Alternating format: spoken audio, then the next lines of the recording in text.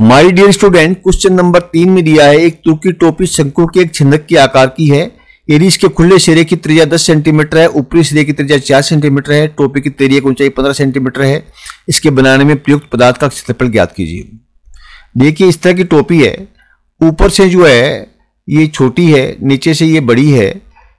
इसकी तिर्यक ऊंचाई यानी ये दी हुई है 15 सेंटीमीटर और इसकी जो रेडियस है यानी त्रिज्या है ये ऊपर वाली की जो है ये 4 सेंटीमीटर है और नीचे वाली की है ये है 10 सेंटीमीटर। ये आपको दिया हुआ है इस क्वेश्चन के अंदर और इसके आधार पे आपको ज्ञात करना है इसमें जो बनाने में जो मटेरियल लगेगा, इस टोपी को बनाने में जो कपड़ा लगेगा उसका क्षेत्रफल ज्ञात करना है।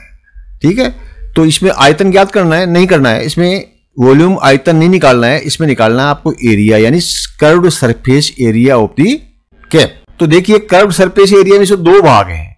एक तो क्या है कि इसका CSA निकालना है आपको, यानी ये चारों तरफ जो कपड़ा लगेगा उसका निकालना है और इसके ऊपर जो लगेगा उसका निकालना है। दो भाग हो गए। तो एक तो निकालना है आपको CSA ऑफ फ्रस्टम, ये फ्रस्टम जो है इसका एरिया निकालना है और उसके बाद इसके ऊपर जो टोपा लगा हुआ है ये ऊपर से बंद है ना ये, तो इसका upper area circular end of the CSA इसका निकालना है। इसका फॉर्मूला आपको ये है CSA का और ये इसके अंदर जो है आपको जोड़ देना है ये ऊपर वाले का पाई R2 का स्क्वायर। ठीक है, दोनों को जोड़ करके आपका जो आंसर आएगा वो आएगा 71027 710 सही 2/7 सेंटीमीटर स्क्वायर इसका उत्तर आएगा। ये इसका हल है, आप इसको समझ लीजिए। यहाँ पर आपको हिंदी के अंदर इसका पूरा उत्तर दिया हुआ है, आप इसको शुरू से लेकर लास्ट तक पढ़ लीजिए और समझ लीजिए। आशा आपको समझ में आ गया होगा।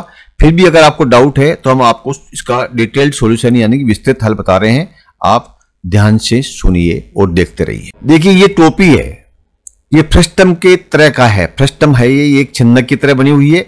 इसका जो है आपको स्लैंट हाइट दी हुई है, ये वाली 15 सेंटीमीटर दी हुई है और ये इसकी त्रिज्या दी हुई है ऊपर वाले इसकी, और ये इसकी नीचे वाले की त्रिज्या 10 सेंटीमीटर दी हुई है। आपको फॉर्मूला जो पहला लगाना है वो निकालना है आपको area of the material to be used. इसमें क्या मटेरियल यूज किया है तो आपको दो चीजें निकालनी पड़ेगी।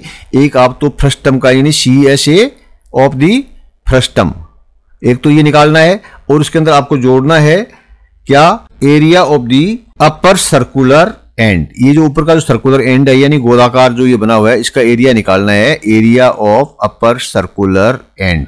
ठीक है, अब आप इसके दोनों फॉर्मूला लगा दीजिए। पहला फॉर्मूला क्या है, CSA का फॉर्मूला क्या है, पाई के अंदर हम R1 प्लस R2 दोनों को जोड़ देंगे और उसको L से गुणा कर देंगे और उसमें जोड़ेंगे हम इसका जो सर्कुलर, ये तो क्या है सर्कुलर का निकालना है तो पाई R स्क्वायर होता है, यानी ये पाई R कौन सा, ये 2, ये R2, ये है R1। ठीक है, ये R1 है और ये R2, तो पाई R2 का स्क्वायर आ जाएगा। अब देखिए आपको पाई दोनों में है इसलिए पाई को तो आप कॉमन रख लीजिए। आप यहाँ पर जो है इसको रख दीजिए, पाई है R1 कितना है, R1 आपका है 10 और R2 कितना है 4 और उसको L कितना है, L है 15। ये आपने इसको वैल्यू रख दी, इधर रखा आपने, ये पाई तो आप बाहर रख लीजिए और R2 कितना है आपका 4 है तो 4 का स्क्वायर हो गया। ओके, अब इसको हल कर लीजिए। ठीक है, तो ये हो गया आपका 10 और 4 14 हो गया, 14 को 15 से गुणा किया।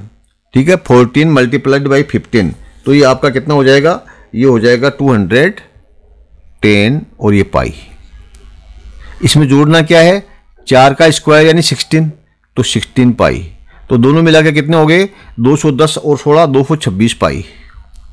अब 226 पाई में पाई की अगर आप वैल्यू रख देते हैं, ठीक है, पाई की जगह है आप 22/7 रख दो। ठीक है, तो 226 को आप 22 से गुणा कर दो तो आपका कितना आएगा 4972 और नीचे कितना आएगा 7। अब इसमें 7 का भाग दिया था, 7 7 जा 49।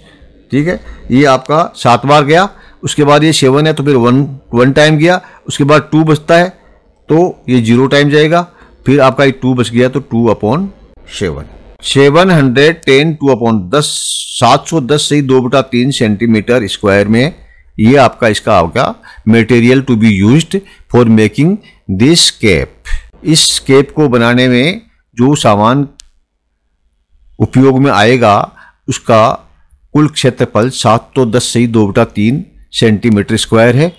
आपको समझ में आ गया होगा। फिर भी डाउट हो तो हम आपको दोबारा से दे रहे हैं। जो आंसर हमने आपको पहले बताया था वही आंसर यहाँ पर आपको दोबारा से देखिए, आप यहाँ से लेके यहाँ तक पॉज कर लीजिए, स्क्रीनशॉट लेकर के पढ़ लीजिए। आपको अगर कोई डाउट रह गया तो क्लियर हो जाएगा। हिंदी के विद्यार्थियों के लिए भी यह सुविधा उपलब्ध है। परीक्षा में कैसे लिखना है ये भी आपको सीखना पड़ेगा, खाली समझने से काम नहीं चलेगा, आपको लिखना भी है एग्जामिनेशन में, तभी आपको मार्क्स मिलेंगे। तो लिखने का तरीका भी आप सीख लीजिए। Clear? Thank you, my dear student. Please like and subscribe